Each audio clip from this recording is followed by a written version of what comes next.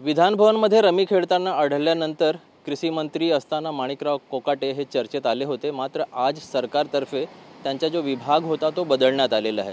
कृषीच्या ऐवजी त्यांना क्रीडा विभाग देण्यात आलेला आहे। या संदर्भात बोलण्यासाठी आमच्या सोबत आहेत छावा संघटना महाराष्ट्र प्रदेश अध्यक्ष विजयकुमार घाडगे पाटील जी। आपली मागणी होती की कृषी मंत्री कोकाटे यांचा राजीनामा, आज सरकारने जो निर्णय घेतलेला आहे त्यावर आपली काय प्रतिक्रिया? नाही, आमची मागणी होती राज्याच्या कृषी मंत्री यांचा राजीनामा झाला पाहिजे। अतिशय चुकीचा मंत्री तुम्ही या खात्याला दिलेला आहे। असंवेदनशील भाषा, शेतकऱ्यांना हीन वागणूक, शेतकऱ्यांच्या बाबतीत चुकीचे वक्तव्य आणि सभागृहामध्ये रमी खेळताना ते सापडलेले आहे।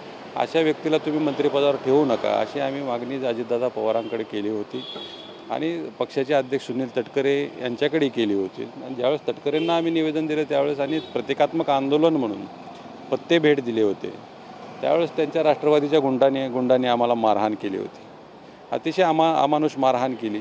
शेवटी शेतकऱ्यांच्या पोरावरती हात उचलल्याच्या नंतर काय होऊ शकतं? आज मंत्रिपद काढून घेतले आणि दुसरं खातं दिले। ठीक आहे, आज शेवटी 50% का होईना पण शेतकऱ्यांच्या पोरांचा विजय झालेला आहे असं आम्ही मानतो। आणि जे क्रीडा खातं तुम्ही दिले त्यांना, मला असं वाटते की त्यांना खेळण्यात जास्त रस आहे, मग ती रम्मी असेल किंवा आणखीन अनेक खेळ असतील, त्यांना क्रीडा खातं त्यांच्या आवडीचं खातं दिलं असावं। राज्यकर्त्यांनी अशा चुकीच्या लोकांना का पोसायचं? हा महाराष्ट्रातल्या जनतेचा प्रश्न आहे, शेतकऱ्यांचा प्रश्न आहे। कशासाठी पाठीशी घालताय?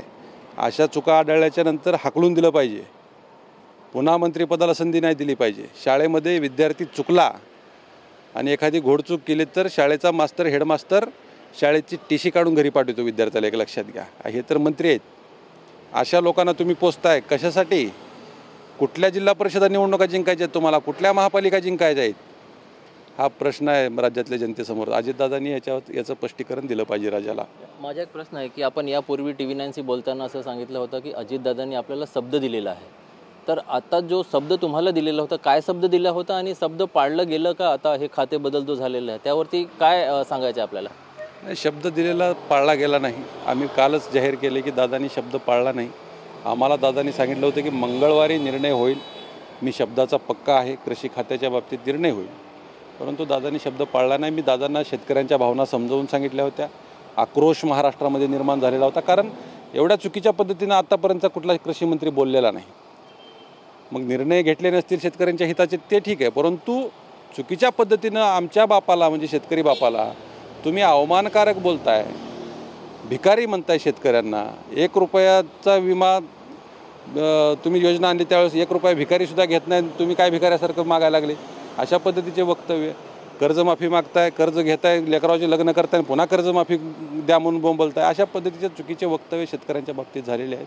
त्याच्यामुळं दादा, तुम्ही असे लोक सांभाळू नका, त्यांना घरी बसवा, अशा शब्दात आम्ही शेतकऱ्यांच्या भावना दादांना पोहोचवल्या होत्या। दादांनी त्याच्यावरती होकारही दिला आणि आम्हाला शब्द दिला होता की मंगळवारी निर्णय घेऊ, परंतु असं काय घडलं या 2 दिवसात आम्हाला माहीत नाही की खातं बदललं। म्हणजे माणिकराव कोकाटेंना खेळण्याचा जास्त नाद आहे म्हणून त्यांना क्रीडा खातं दिलं आहे का काय, असा आम्हाला प्रश्न आहे। आता आपली भूमिका काय असणार यापुढे? नाही, आता एक लक्षात घ्या, जो कृषी मंत्री राज्याला मिळेल त्या कृषी मंत्र्याच्या समोर शेतकऱ्यांच्या मागण्या घेऊन आम्ही येणार आहोत। कर्जमुक्तीचा विषय आहे, सोयाबीनला भाव, कापसाला भाव, पीक विमा, या 4 विषय घेऊन आम्ही कृषी मंत्र्याची भेट घेणार आणि त्यांनी आम्हाला आश्वस्त केलं पाहिजे की एवढ्या दिवसात हे विषय मार्गी लागतील, अशा पद्धतीचं निवेदन राहील। आता शेवटी जे खातं त्या माणिकराव कोकाटेंना दिलं आहे त्या खात्याच्या संदर्भात राज्याच्या मुख्यमंत्र्यांनी आणि दोन्ही उपमुख्यमंत्र्यांनी स्पष्टीकरण दिलं पाहिजे। कुठल्याही चांगली कामगिरी केली बाबा अशी, असं काय चांगलं काम केलं की त्यांचं हे खातं काढून त्यांना दुसरं खातं दिलं आहे? कशासाठी सांभाळतोय आम्ही आणि कशासाठी पोचतोय असे चुकीचे लोक, याचं स्पष्टीकरण या 3 लोकांनी दिलं पाहिजे। धन्यवाद सर। एकंदरीत हे होते विजयकुमार घाडगे पाटील साहेब। त्यांचं असं म्हणणं आहे की यांना जो खाते माणिकराव कोकाटेंना जो कृषी विभाग काढून त्यांना क्रीडा खाता दिलेला आहे, त्या संदर्भात मुख्यमंत्री आणि दोन्ही उपमुख्यमंत्री यांनी स्पष्टीकरण दिलं पाहिजे। मात्र त्याचबरोबर नवीन कृषी मंत्री जो येणार आहे त्यांची ते भेट घेणार आहे आणि शेतकऱ्यांचे जे प्रश्न असतील ते त्यांच्यासमोर ते मांडणार आहेत। कॅमेरा पर्सन मोहन दुबेसह ब्रिजभान जयस्वार, TV9 मराठी।